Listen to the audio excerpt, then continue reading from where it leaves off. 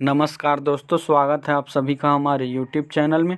दोस्तों, आज की इस वीडियो में मैं आपको जवाहर नवोदय विद्यालय में 29 अप्रैल को होने वाले पेपर के टॉप 5 क्वेश्चन करवाने वाला हूं, जो कि प्रश्न यहीं से पूछे जाने की पूरी संभावना है। तो दोस्तों, आपसे रिक्वेस्ट है कि आप इस वीडियो को लास्ट तक ज़रूर देखिएगा, और अगर चैनल पर अभी तक नए हैं तो चैनल को सब्सक्राइब करके बेल आइकन को भी प्रेस कर लीजिए, ताकि हमारे वीडियो का नोटिफिकेशन आप तक सबसे पहले पहुँच सके। तो चलिए दोस्तों, बिना किसी देरी की वीडियो स्टार्ट करते हैं। दोस्तों, नवोदय विद्यालय टॉप 5 सीरीज का पहला क्वेश्चन हमारे सामने आ गया है, जो कि लघुत्तम समापवर्तक से पूछा गया है। दोस्तों, यहाँ पे प्रश्न पूछा गया है 10, 15 और 30 का लघुत्तम समापवर्तक यानी LCM लोवेस्ट कॉमन मल्टीपल ज्ञात कीजिए। तो दोस्तों, चलिए हम ज्ञात कर लेते हैं कि 10, 15 और 30 का LCM क्या होगा। दोस्तों, आपको पता ही होगा, LCM निकालने के लिए हम इस प्रकार गुणनखंड विधि का उपयोग करते हैं। दोस्तों, यहाँ पे 10, 15 और 30 का हमें LCM निकालना होगा। तो दोस्तों, सबसे पहले हम 2 से भाग देते हैं। 2 पंचे 10। दोस्तों, जो नहीं कट रहा है उसको same to same as it is लिख देते हैं। 2 से 15 में भाग नहीं जाएगा, इसलिए 15 ही लिख दिए। अब दोस्तों, यहाँ पे बचा है 2 15 30, क्योंकि दोस्तों यहाँ पे 30 है, वो 2 से भाग हो जाएगा। अब दोस्तों, यहाँ पे देखिए, 2 से भाग देने के बाद 3 से भाग दिया जाता है। दोस्तों, 3 से 5 नहीं जाएगा, इसलिए 5 लिख दिए। 3 पंचे 15, फिर 3 पंचे 15। अब दोस्तों, यहाँ पे 5 से भाग जाएगा, तो 5 एकम 5, 5 एकम 5, 5 एकम 5। अब दोस्तों, जो यहाँ पे गुणनखंड विधि से जो गुणा में आया है उसको हम गुणा के रूप में लिख लेते हैं। 2 गुणित 3 गुणित 5। अब दोस्तों, यहाँ पे 2 तिया कितना हो जाएगा, 6, और 6 पंचे 30। तो दोस्तों, यहाँ पे उत्तर कितना निकल के आ गया, 30, जो कि ऑप्शन नंबर डी में दिखाई दे रहा है। अब चलिए दोस्तों, हम अगले प्रश्न की ओर बढ़ते हैं। दोस्तों, अगला प्रश्न हमारे सामने कुछ इस प्रकार से है। संख्या 26,534 में 6 और 3 के स्थानीय मानों का अंतर क्या होगा। दोस्तों, यह प्रश्न स्थानीय मान से पूछा गया है। तो चलिए दोस्तों, इस प्रश्न को हल कर लेते हैं। दोस्तों, यहाँ पे 6 और 3 का स्थानीय मान में अंतर पूछा गया है। दोस्तों, 6 और 3 कौन से स्थान में है, आइए देख लेते हैं। इकाई, दहाई, सैकड़ा, हज़ार।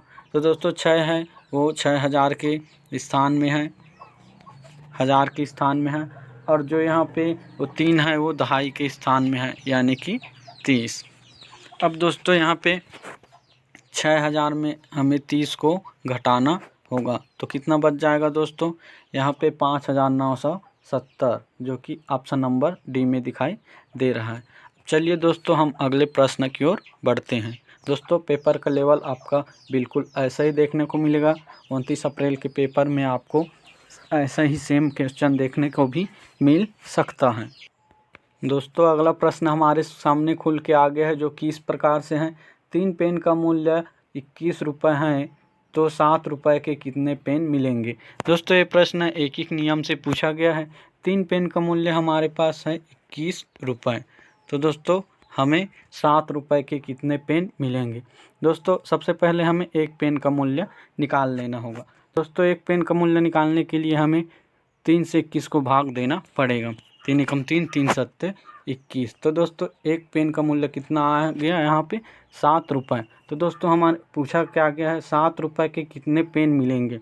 तो दोस्तों, एक पेन का मूल्य ही 7 रुपये है, तो 7 रुपये में कितने पेन मिल जाएंगे, एक पेन, जो कि ऑप्शन नंबर सी में दिखाई दे रहा है। दोस्तों, उम्मीद करता हूँ कि आपको ये प्रश्न समझ में आ रहा होगा।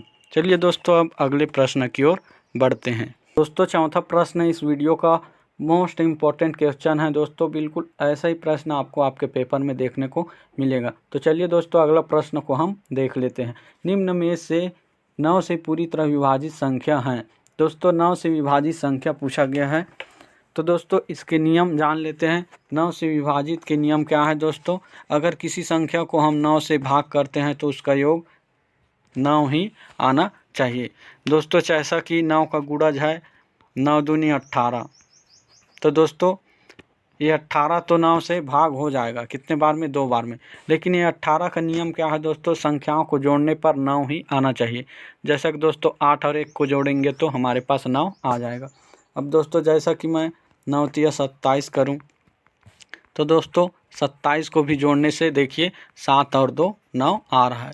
तो दोस्तों 9 से विभाजित का नियम ये कहता है कि संख्या को जोड़ने पर 9 ही प्राप्त होना चाहिए, वही संख्या 9 से विभाजित होगा। तो चलिए दोस्तों हम बारी बारी से इस ऑप्शन को चेक कर लेते हैं। इस ऑप्शन में हम संख्या को जोड़ेंगे, उससे 9 प्राप्त होगा, वही इसका आंसर हो जाएगा। तो हम इसको बारी बारी से जोड़ते हैं। दोस्तों पहला वाला ऑप्शन में 1 धन 2 धन 4। अब दोस्तों 9 को जोड़ने की कोई आवश्यकता ही नहीं है, क्योंकि 9 ऑटोमेटिक 9 ही है। तो दोस्तों 4 और 2 6, 6 और 1 7। तो दोस्तों यहाँ पे 9 नहीं आ रहा है, इसलिए ये आंसर गलत हो जाएगा। अब दूसरे वाले ऑप्शन में देखते हैं दोस्तों, 1 धन 2 धन 4 और 3 तिया 9। अब दोस्तों देखते हैं, 9 4 13, 13 और 2 15, 15 और 1 16। 16 को दोस्तों अगर संख्या को जोड़ेंगे तो 6 और 1 7 आएगा, जो कि ये ऑप्शन भी हमारा गलत है। अब दोस्तों सी ऑप्शन को हम चेक कर लेते हैं, 1 धन 2 धन 3 धन 1 धन 1 धन 1। अब दोस्तों 1 और 2 3, 3 और 3 6, 6 और 1 7, 7 1 8, 8 1 9। तो दोस्तों ऑप्शन नंबर सी ही इस प्रश्न का राइट आंसर हो जाएगा। उम्मीद करता हूं दोस्तों कि ये प्रश्न आपके समझ में आया होगा। अब चलिए दोस्तों सी ऑप्शन सही है, इसलिए हम डी को चेक नहीं कर रहे हैं। अब दोस्तों हम अगले प्रश्न की ओर बढ़ते हैं। दोस्तों पांचवा प्रश्न हमारे सामने खुल के आ गया है, जो कि लाभ और हानि का बहुत ज़्यादा इम्पोर्टेंट क्वेश्चन है। तो दोस्तों आइए पहले इस प्रश्न को समझते हैं, उसके बाद इस प्रश्न को हल करेंगे। देव ने 150 आम 4 रुपये प्रति आम के भाव से खरीदे। इनमें से 30 आम सड़ गए। शेष आम को उसने 65 रुपये प्रति दर्जन के भाव से बेचा। उसका लाभ या हानि क्या है? तो दोस्तों उसने 150 आम को यानी कि 150 आम को कितने रुपए की दर से खरीदा था? 4 रुपये का। तो दोस्तों उसको लागत कितने रुपए का हुआ? 600 रुपये का। अब दोस्तों इस प्रश्न में बताया गया है कि इनमें से 30 आम सड़ गए। अब दोस्तों शेष आम को उसने 65 रुपये प्रति दर्जन के भाव से बेचा। तो दोस्तों अगर 150 में से 30 आम सड़ गए तो कितने आम बचे दोस्तों? 120 आम। अब दोस्तों 120 आम में कितने दर्जन हैं, इनको हम काउंट कर लेते हैं। तो दोस्तों 1 दर्जन बराबर होता है 12। ठीक दोस्तों, तो 120 का कितने दर्जन होगा दोस्तों? 12 एकम 12, 12 शून्यम शून्य। तो दोस्तों 10 दर्जन यहाँ पे होगा। अब दोस्तों 10 दर्जन को उसने 65 रुपये प्रति भाव के हर दर्जन के हिसाब से बेचा। तो दोस्तों 1 दर्जन का 65 रुपये है, 10 दर्जन का कितना हो जाएगा दोस्तों? 650 रुपये। अब दोस्तों उसका लागत कितने रुपए था? 600 रुपये। और यहाँ पे बेचा कितना में है? 650 रुपये में, यानी कि दोस्तों 50 रुपये का लाभ हो रहा है, जो कि ऑप्शन नंबर ए में है। तो दोस्तों ये था जवाहर नवोदय विद्यालय का मोस्ट इम्पोर्टेंट क्वेश्चन। उम्मीद करता हूँ कि आपको ये वीडियो पसंद आया होगा। अगर वीडियो पसंद आया तो दोस्तों वीडियो को लाइक करें और चैनल को सब्सक्राइब करते। मिलते हैं ऐसे ही नए वीडियो के साथ में। धन्यवाद।